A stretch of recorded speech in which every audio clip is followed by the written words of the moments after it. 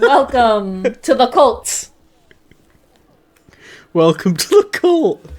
Holy shit. It's time for your indoctrination. It is. So, we already tried recording this once. I'll just get this out of the way to explain, like, why the format of this is now changed. Even though nobody that clicks on this video would have known any different. We recorded this with me going through and essentially teaching Ryan the lore of 21 Pilots from Heavy Dirty Soul all the way up to The Outside. We were going to do it in 2 parts, but I fucked up and I didn't record our audio properly. But nonetheless, Ryan has experienced it, and instead of getting live reactions, which was, to be honest, mostly just you going, oh. Yeah. And like humming and stuff. Yeah. Crazy. Instead, we're gonna go a bit more of the interactive route. And, you know, you're gonna hand in your coursework, and you're gonna present to me the lore of Heavy Dirty Soul through to The Outside, and we're just gonna kind of recap up to there, and then we'll do the original format for the remaining 3 music videos to finish off the story. Yay. Are you ready? Yeah, I'm as ready as I will be. So who are our characters?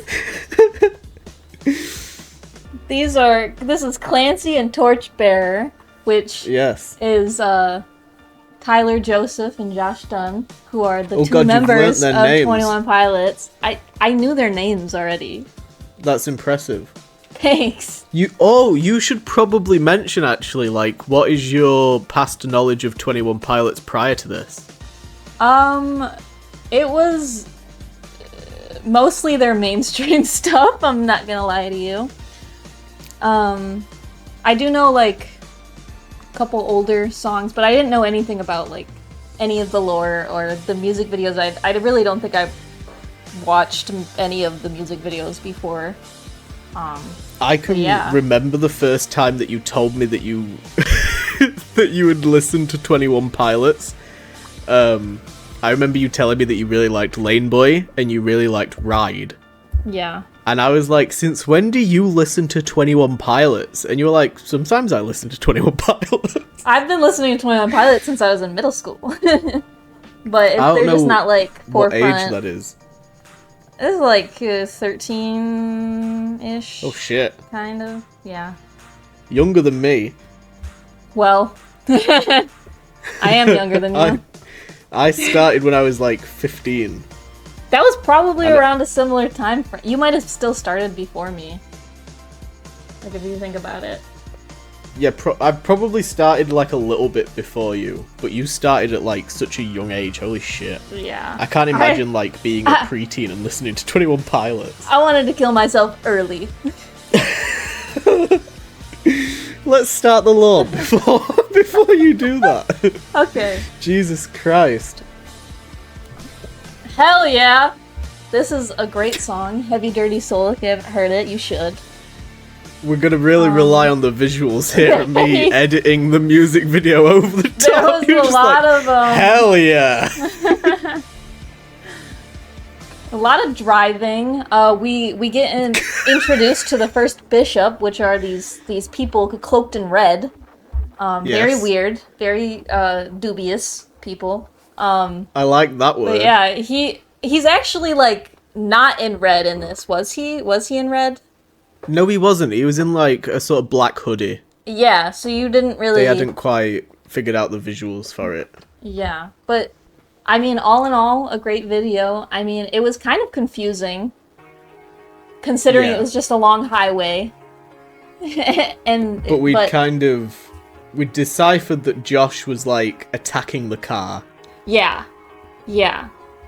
Because the car kept breaking apart, and I was really confused by that. But then, you said with the power of music and love. With the power of music and love. He was trying to help Clancy, and then they managed to do it. I'm glad, like, I really hope I don't show the thing that is on the screen right now, because there's a massive typo on it. And when I realised, I was like, God, I really hope Ryan doesn't read that out, because it's completely wrong. I put Nico convinced a bishop, and Nico is the bishop. Oh, yeah. Oh yeah, but you said it's a pretty like basic music video, I would say. that wasn't that the thing that I didn't know of before. Like we didn't catch that Clancy convinced the bishop to take him. Well, And yeah, then it I was, didn't like, know a it trap either. set. Yeah, that was some like deep diving that I had to do, and I didn't find it out until after the recording that was part of the plan. Was Clancy had convinced the bishop to take him outside of the walls, and then Torchbearer had like the plan set in place. Yeah. We also, I found out that Nico is Tyler's bishop, but the bishop Keon's is Clancy's bishop. So when we get later on, when we like, you know, discuss Trash the Dragon and stuff, Keon's will pop back up. And both of them have like massively different personalities. Like Keon's is apparently a lot nicer, and Nico is like the sort of most brutal of the bishops. So that was some deep diving that I had done. Oh, I remember this. This was a lot to take in. Yeah. The 9 bishops that represent his fears. Yeah. Oh yeah, insecurities. Which, yeah. All linked to that original album, Blurryface. Blurryface is probably one of my most known, like, albums of theirs. I know, like, the most music from that one. It was the first popular one, so... Yeah. But, his insecurities are very relatable. Yes. Do you want to read them out, or should I? You could do it. So we got Nico Success, Andre is Never Changing, Keon's is Repetition, Sakava is Fear of Love, Listo is Abandonment, Vitomo is Conformity, Nils is Defeat, Lisden is What's Coming, and Rysdro is Expectations. And they were like all based off of like lyrics within the Blurryface songs. And we also got within like the cover of Blurryface, like if you go out and get the physical CD, there was like a map of Dima on the inside of the CD cover, which was pretty cool. It was like an inverted version of the actual cover. So that was like us learning about Dima for the first time, and like we didn't really know what it was, and I showed you like some visuals of the concrete city and things like that, and you like, you know, it's very Attack on Titan circular city kind of visuals. I thought it was very interesting, the walls that they built and everything. So then, like, we went over a couple of the terms because they were going to pop back up, and when we do the second video, we're going to watch a video by 21 Pilots that covers a lot of this shit, because it is a lot to take in, but we covered, like, seizing, smearing, which you quite enjoyed your smearing. Vessels and like, you know, all of that kind of stuff, and how it wraps into the lore and things, so that Ryan's got like a bit of a basic idea as to like what is going on in this universe when it comes to like the music videos and things. Oh dear. This is the imposing bit. Yeah. What do you want to say about Nicholas Bourbaki? I don't know much about mathematics, so not an expert or general in the field. topology. But it says here, I can read it, topology is a branch of mathematics, sometimes referred to as rubber sheet geometry, in which two objects are considered equivalent if they can be continuously deformed into one another through such motions in space as bending, twisting, stretching, and shrinking, while disallowing, tearing apart, or gluing together parts. So yeah, that's very relevant to Morph, which we really probably should have covered that song when I like showed you all of the shit. But then when we watched the live stream, he performed it anyway. Yeah. And the lyrics for Morph are amazing. It's a bit like Nico and the Niners, where it's like a very lore-heavy song, which frustrates me as to why it wasn't a single with a music video. But yeah, absolutely love that song. I love like that he takes something that is grounded in real life and reality and kind of like morphs it into his lore. Yeah, I wouldn't have expected it to have that kind of like background. Yeah. Not when it comes to math, like that's great. Just double checking my OBS. I'm very anxious after last time. And then we're on to Trench. What do you know about Trench? I liked the visuals in this one. I really liked the coloring and everything. This was like when we first met the Banditos, which you thought that Clancy was gonna be like okay, but eventually the Bishop Nico comes to take him away, and while he's trying to take him away, you see the Banditos using yellow to like help him, I guess. They throw the yellow flowers and everything. Very beautiful. It were a nice visual. Yeah. And I showed you like the concert video on. I sent you like that TikTok of like people passing him flowers and stuff at the concerts, which I thought was really cool. That was really cute. Oh my gosh. Shit like that, I absolutely love. Because there's so many like connotations to it and stuff, especially like with what he said about how he sort of views fans and performing live and concerts and things. I think it's just got like a nice meaning behind it. But Jumpsuit was probably like the most excited I've been about 21 Pilots. Like when that music video released, it was like right after they'd proper popped off, and like Stressed Out and Heavy Dirty Soul and like Heathens and stuff with Suicide Squad. Like this was the first thing after they went dark for a little bit and you didn't really hear from them for like a year or so, and then out of nowhere like Jumpsuit released, and it was such a good song. You got your smearing, he got smeared in the video. Yeah, for the like first time. Like a good smearing. I really thought that it was clever, the use of the smearing, like with his... I didn't know that was part of like his performance is the black paint, and how it's like used to describe his like basically being forced to not do his art, his singing and his songwriting. This whole thing of like when you go back and you listen to the older albums, or like if you see people react to the older albums and stuff, they heavily critique them and say that like, you know, the music is trash or the production's trash or whatever. So I think it's like it's a nice visual way of saying fuck you to the people that, you know, heavily criticize somebody's art. Like, why do you have to call it trash? Why can't you just accept that it's different and just not listen to it? Yeah, if it's not for you, that doesn't make it bad. Yeah, I think it's quite bold of him to kind of go up and say, like, look, these are my insecurities. This is, you know, I feel heavily restricted. And, like, that's the appeal of Lame Boy. Lame Boy is such a good song because it just blatantly calls out the music industry like that. Yeah. Which they deserve to be called out. Nico and the Niners. Yeah, this was a very catchy song. I feel like I should put it on my playlist. I didn't realize how much I liked the song itself until we listened to it.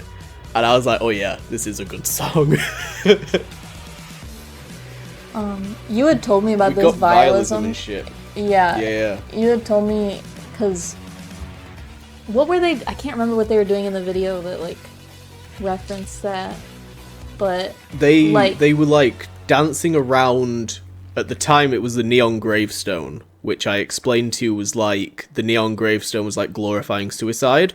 Right. And how people kind of... The whole point of vialism is, like, they're going to try and get you to commit suicide. And then, like, celebrate it. I think it's kind of poignant, like, it seems like that's what we want from artists, is for them to no longer have, like, their voice and to just be able to, like, use what they have made. And it seems like when people die, whether it is by suicide or other reasons, we put them on this pedestal. It almost seems like we like them more after. So I can understand why that would be, like, something that he would want to talk about. Do you remember what happened in the Nico and the Niners music video, like storyline wise? Yeah, he was in Dima, and the Banditos came to, like, come and get him, basically. Yeah. And they did find him, and they gave him his yellow tape on his jacket, and then there were those kids that picked up like a leftover jacket after they had left. One of the small details that I really liked when I was going back and like rewatching some of it was that he hesitates when the banditos arrive, and then Torchbearer takes his mask off, and then they hit the handshake from Stressed Out, and he's okay with it and stuff. Yeah. So I thought that was like a cool little, like he's kind of scared of being free, which I thought was interesting. Yeah. And then we also covered like the East is Up lyric and how that relates to the lore, like the directions out of Dima, you know, the sun rises in the east, all of that kind of stuff. Which I think like the details in the lore are great. Like when you really look into it and stuff, there's a lot going on. I was surprised by how much there was for you to tell me. Yeah, so was I. And we still didn't even touch on, like, some of the religious references. Just because a lot of them have been kind of, like, cast aside over the years and aren't really, like, as relevant. But there's a lot of religious references and just, like... just a lot of stuff that, like, with the use of vultures and things. Like, everything has, like, an origins in the 21 Pilots lore. Yeah. But, like, we covered before, because you'd heard Kitchen Sink, and the whole concept of, like, make of it what you will, and, like, you know, take the law as you want to take it. So that's why I didn't want to, like, cover it too in-depth and make it too definitive, because I was like, I want you to at least make, like, your own viewpoint on it, instead of it being, like, a predetermined story with, like, a layout and shit. And it makes sense. It can be a couple different things because it's really just talking about an establishment that tries to stifle creativity, and that can be religion. It can just be like the society that you're born into. It could be a lot of different things. Just your family in general and their expectations. So, I think it's a real telling story as well, considering where we are politically as a society right now. I think it's one of those things that will always be relevant, you know, and people will never stop making art based on it, because I don't know why we have this, like, obsession with restricting creative freedom, but if it's not considered cool, it's, like, not considered, like, something worth doing.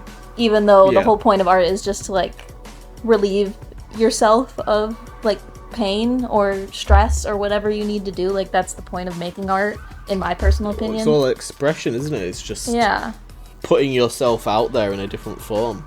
Yeah. So after Nico and the Niners, we had Levitate. Which, I remember the video. I don't really remember the lyrics as much, but I do Which is fair remember, like, enough. a lot was going on. I mean, I've had this song on my playlist now since it came out, and I don't really know the lyrics. Like, I know the main sort of, like, chorus, and I know the beat to it. Like, I could hum it, but I don't, you know, I don't know the lyrics off the top of my head. So that's fair enough. But I thought I enjoyed the music video for this one. I thought it was pretty cool. So, like, at the start, it was very, like, celebratory, you know. I thought that it was gonna be, like, all about, like, celebration, but they ended up, the bishops ended up, coming after them. They snatched him. Yep. They are obsessed with snatching him. I was gonna say not just him, but I got some extra context for the live stream. Oh. But I don't know if I can really bring it up until we get to later on, so I'll wait. Wait until the second part. But yeah, this I enjoyed the music video for this. I like the visuals for it and stuff. And they, like... Yeah, I remember you saying, did they have to shave his head? And the one thing you realise when watching 21 Pilots is that, like, he's always going to shave his fucking head. He's got, like, 3 music videos where he shaves his head now. Loves shaving it. Maybe it's nice, shave. You know? It's just a little It's meant to be symbolic for, like, a fresh start. Yeah. So... And then we enter the new era of Scaled and Icy, which, in my opinion, like, audibly, is probably the worst era. But visually, and in like conceptually the best era. Yeah. I really fucked with the live stream a lot, but it didn't have a lot of songs from the album on it. It had like a couple, only like the popular ones, or like the more the ones they were trying to push. Yeah. I think it included all the singles. Yeah. Which... the ones that got a music video, basically. It was much more, on the softer side when it came to the music. It was less, like, in your face. But... what did you... you made a very good comment about the visuals, actually, while we were watching the live stream. Oh, yeah, because the colours? Yeah, you had said that yellow was the color of resistance, and then you mentioned that they were... because the whole album, the concept for the live stream was that Dima was co-opting the 21 Pilots, like, or the... who was it? The Banditos?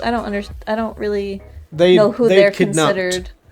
They'd kidnapped just Clancy and were like turning him into Dima propaganda, like molding everything that represented 21 Pilots as a band into Dima propaganda. Yeah, and it seemed like they were using the yellow colors, but then they were kind of using other pastel colors to kind of drown it out, maybe? Yeah, make it like blend in and stuff. Yeah, so you couldn't really see, but it didn't work.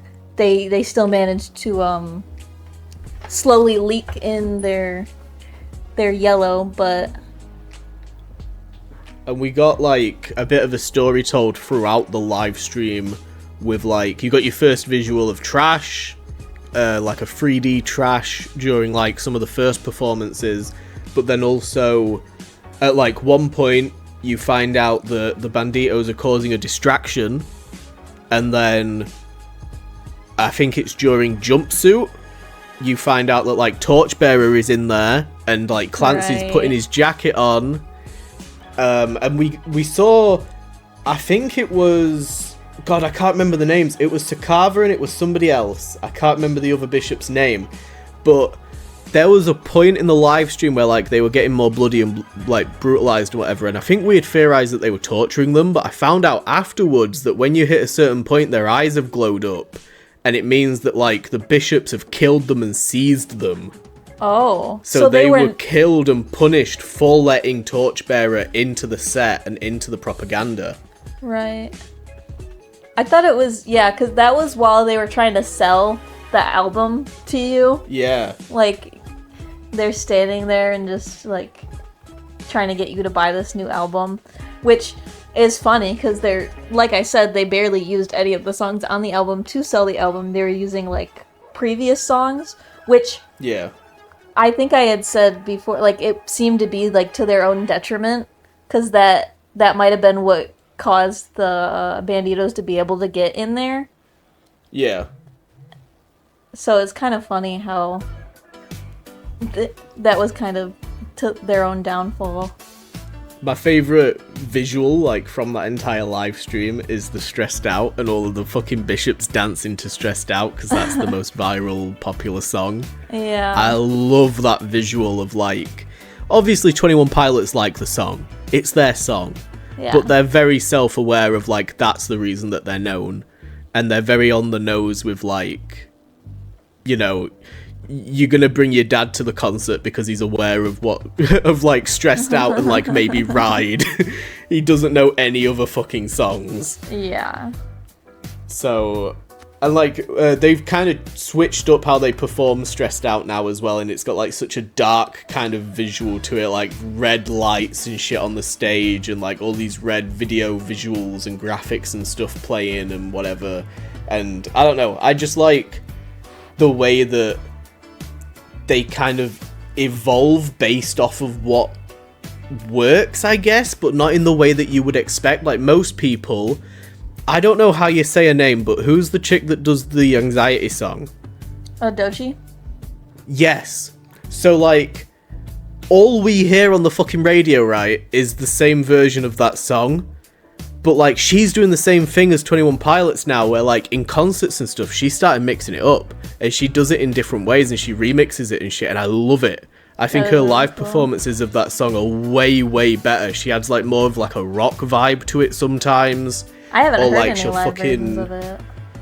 It's so good live, and I hate the studio version of the song, but I feel like, I'm not saying that like 21 Pilots directly like influenced her, but I feel like that's where that was coming off. No, that's a but, like, yeah.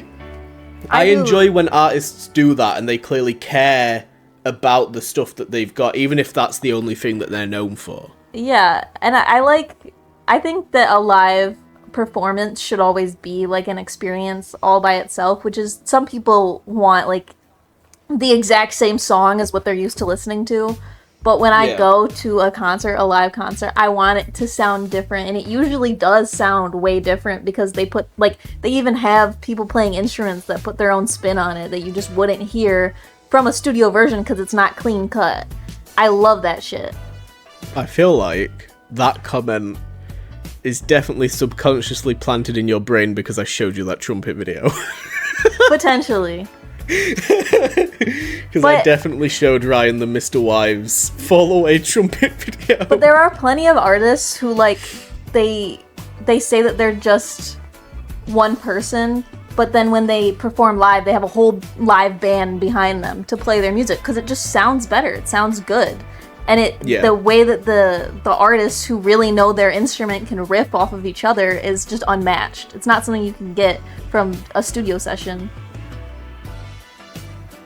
So, speaking of, like, live performances, I showed you how they implemented some of the lore into their live shows, and we'll see some more when we get to, like, the final music videos, but you saw the live smearing.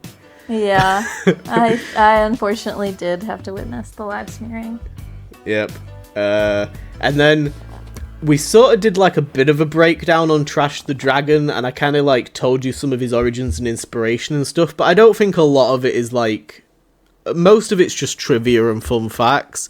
Like, the most important thing to know is that, like, he's some sort of ancient being that ends up appearing in the Saturday music video and ends up being seized, essentially, which the Saturday music video follows on straight after the live stream because they don't make it out. They're still under the grip of Dima despite the Banditos managing to infiltrate the set and the propaganda and what have you. What do you remember about the Saturday music video? I do remember the dragon, of course, and yeah. Was that because that was the one where the dragon was seized, but it was against the other bishops, that were there with Clancy and Torchbearer. So the dragon was basically trying to help them. And then after he attacks the ship, crashing the submarine. Yeah. Oh, is it a submarine? My bad. Yeah, they took the boat out to the submarine. Yeah. Oh, okay. I forgot about that part. I didn't quite catch that. It's fine. It was very quick at the start. It's fine.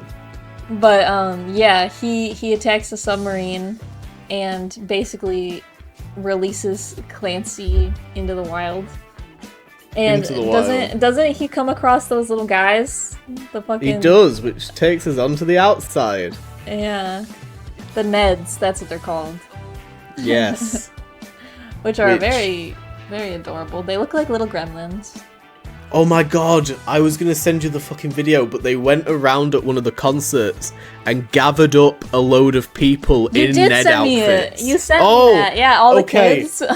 Yes! That was so cute. Oh my god. I didn't realize I'd sent it you, but they were singing the fucking song where, like, Ned is created in the music video. It was great. Dude, I thought that was brilliant. The like live shows where they have the kids have been like just completely hitting me in the heart. I don't know why. Oh, of course. But it's just so cute. You sent me Ryan's been watching the ride videos. There's so many of them because they did an entire tour like back end of last year and at the start of this year where every single show they did the same thing. That's so cute. There's so many videos of it. It's brilliant. I'm so glad that it's such like a... Can you imagine being like 10 years old and standing in front of an entire stadium of people with like your favorite band. That's like something you'll never forget for the rest of your life. Yeah, there's no way to forget that even if you wanted to. It's just imprinted on you. But yeah, the outside, Ryan. The outside. Do you remember the music video? Kind of. I do remember the fucking...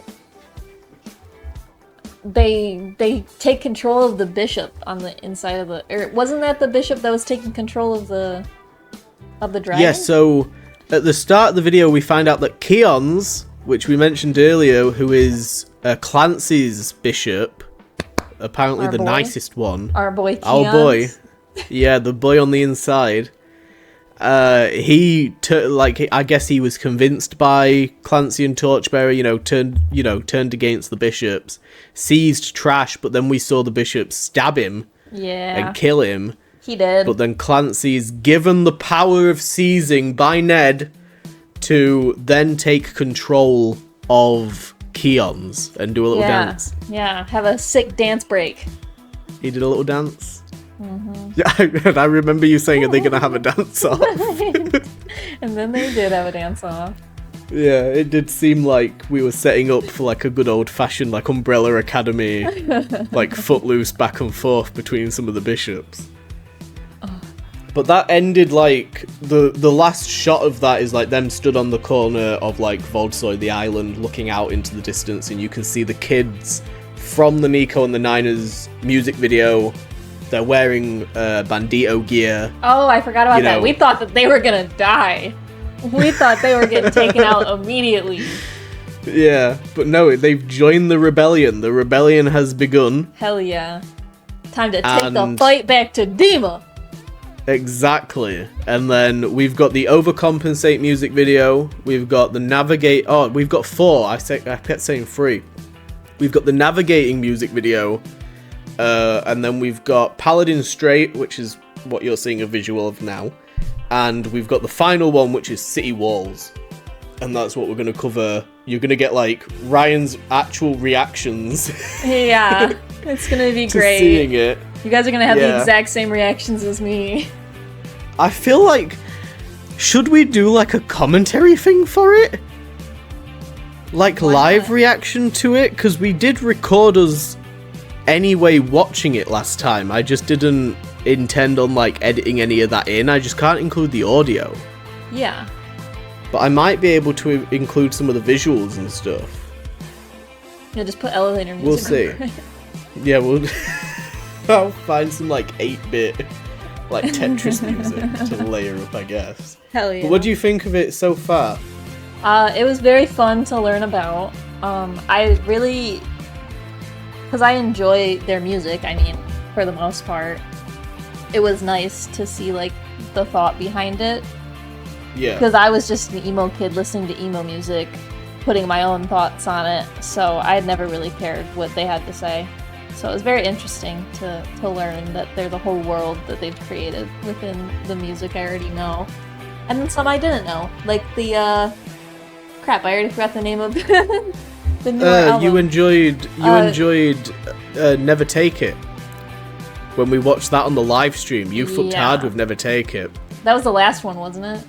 Yeah, where the car was on fire and stuff. That was cool. Yeah, that one, it came back around. I think I remember us talking about that because it had seemed like all of the other music was very different than what they're used to, and that one kind of like came back around in a way. Yeah. It seemed like their old stuff and their new stuff mixed more. Yeah. So that was a really nice song. I did like that. Which, not to say that they have to do the old stuff, but it was cool to have it be kind of an amalgamation of what they used to do.